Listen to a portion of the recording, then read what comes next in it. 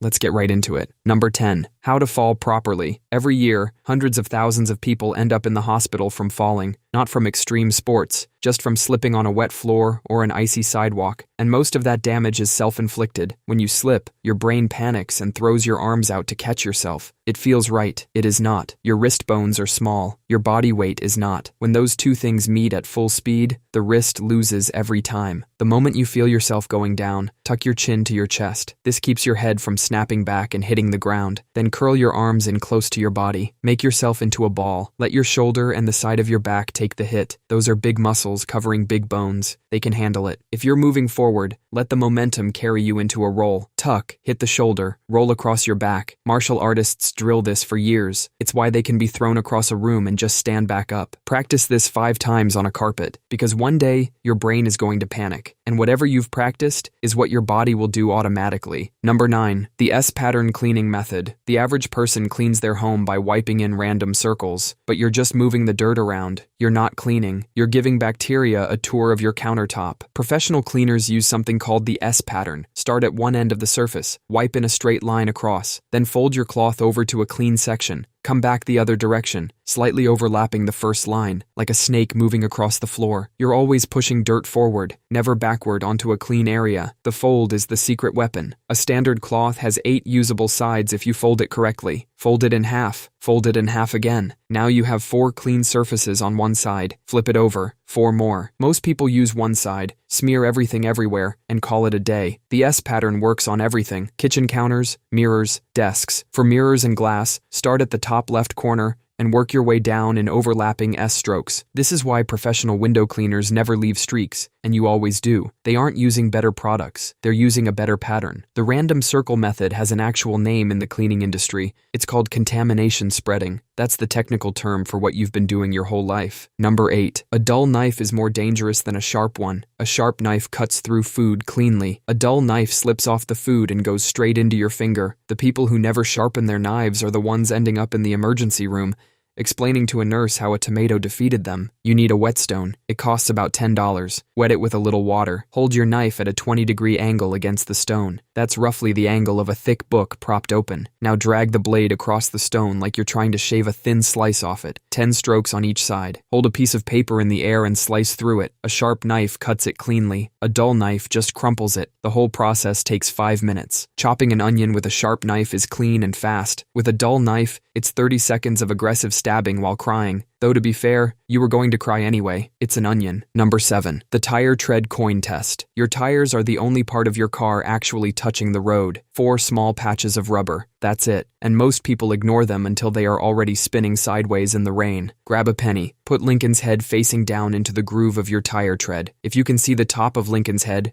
your tires are bald. Legally done. Replace them immediately. If his head disappears into the groove, you are fine for now. There's a quarter test too. Put Washington's head facing down. If you can see the top of his head, you've got about 4/30 seconds of an inch of tread left. Still legal, but in wet weather, your stopping distance just got significantly longer. A car with worn tires can need up to an extra US football field's length to stop in the rain, compared to a car with new tires. The red light ahead doesn't care if you knew that or not. Check all 4 tires. They often wear unevenly. If the outer or inner edges are more worn than the middle, your alignment is off, and it is quietly eating your tires alive every mile. Do this check once a month. It takes less time than deciding what to watch on Netflix. Number 6. The Benjamin Franklin effect. Benjamin Franklin had a political rival who hated his guts. This guy criticized Franklin every chance he got, so Franklin did something weird. He asked to borrow a rare book from him. The rival, surprised, lent it. Franklin returned it a week later with a polite thank you note, and after that, the guy was friendly to Franklin for the rest of his life. His brain thought, wait, I just did this guy a favor. Why would I do a favor for someone I hate? I must not actually hate him. I must actually like him. This is called cognitive dissonance. Your brain hates contradiction, so it rewrites your feelings to match your actions, not the other way around. Most people think feelings come first, then actions. You like someone, so you help them. But it works backwards too. You help someone, so you start to like them. Next time you want someone to warm up to you, don't do them a favor. Ask them for one. Something small. Hey, could you hold this for a second? Do you you know a good place to eat around here? The moment they help you, their brain starts working for you. It quietly files you under people I apparently like. Number 5. The De-Escalation Voice. Your coworker is losing their mind over a printer jam. A stranger is turning red over a shopping cart. How you respond in the next 5 seconds either pours water on the fire or gasoline. Most people accidentally grab the gasoline. When someone is upset, your brain wants to match their energy. They get loud. You get loud. It feels natural. It's also the worst thing you can do. Drop your voice 1 full register lower than normal. Slow your words down like you're explaining something to a sleepy golden retriever. And pause before you respond. Just a breath. Humans are wired to mirror each other. When you speak slowly and quietly, the other person's nervous system starts copying you without them even realizing it. You're hacking their brain through your voice. Do not say calm down. Telling someone to calm down is like throwing a lit match into a gas tank. Do not cross your arms. Do not sigh loudly. Slow everything down. Before you try to solve the problem, let the person feel heard. Say something like, "That sounds really frustrating," in your slow, low voice. A person who feels heard stops fighting, and a person who stops fighting can actually listen to solutions.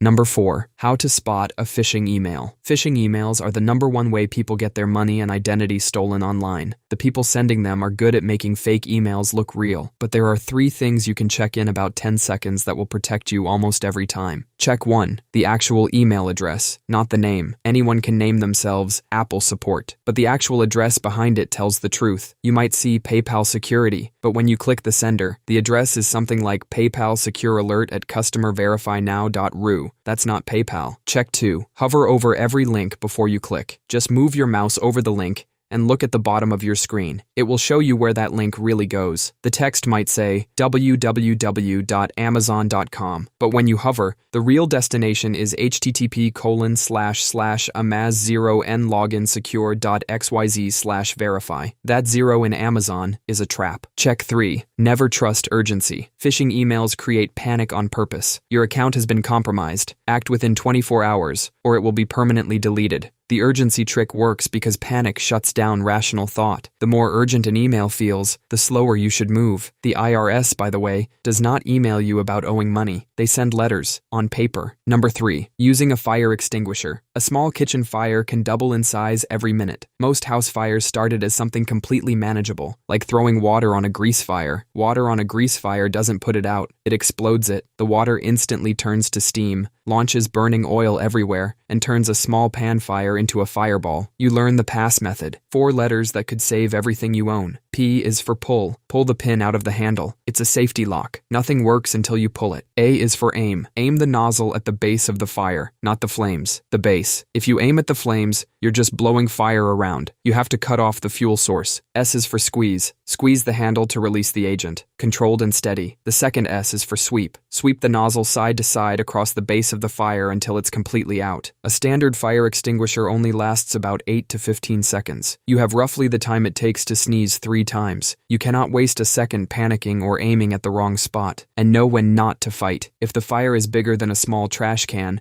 or the room is filling with smoke, get out. The extinguisher buys you time. It is not a guarantee. Your life is worth more than your couch. Number 2. The pre-mortem. Most people plan for success. They map out every step, make the vision board, and tell their friends. Then the thing fails anyway, and they stand there shocked. That failure was always a possibility. They just never looked. There's a technique called the pre-mortem, and it takes about 10 minutes. Before you start anything, you imagine it's already over, not the success version, the failure version. You sit down and ask one question. It's 6 months from now. This completely fell apart. Why? Most people do the opposite, a post-mortem, figuring out what went wrong after everything is already on fire. That's like reading the car manual after the crash. The pre-mortem is reading it before you get in the car. Your brain is bad at spotting problems when it's excited. Excitement is like noise-canceling headphones for warning signs. The pre-mortem forces you to take them off. You're planning a road trip. Now imagine it was a disaster. What happened? Suddenly your brain goes, "Oh, we never checked the tires. We didn't book a hotel. Nobody knows how to read a map if the phone dies. Those problems existed 5 minutes ago, but your brain wasn't looking for them." Psychologist Gary Klein found that smart teams make terrible decisions because nobody wants to be the one person who says, "This might not work." The pre-mortem gives everyone permission to say the bad stuff out loud. Number 1. How to recognize a stroke fast. Every 2 seconds, someone in the world has a stroke. The faster you act, the more brain you save. Doctors say, time is brain. Every minute a stroke goes untreated, about 2 million brain cells die. There's one word that could save someone's life: fast. F is for face. Ask the person to smile. If one side of their face droops, that's a red flag. Imagine asking someone to smile for a photo, and only half their face shows up. That's the sign. A is for arms. Ask them to raise both arms. If one arm drifts down like it forgot what it was doing, you have a serious problem. Picture someone trying to hold up 2 grocery bags, and one arm just quietly gives up. That's the sign. S is for speech. Ask them to repeat a simple phrase like, "The sky is blue." If it comes out slurred, scrambled, or just completely wrong, it's time to act. Imagine asking them to say, "The sky is blue," and they say, "The fry is glue." That's the sign. T is for time. Call emergency services immediately. Don't wait. Don't Google it. Just call. There's a clot-busting drug that can reverse stroke damage,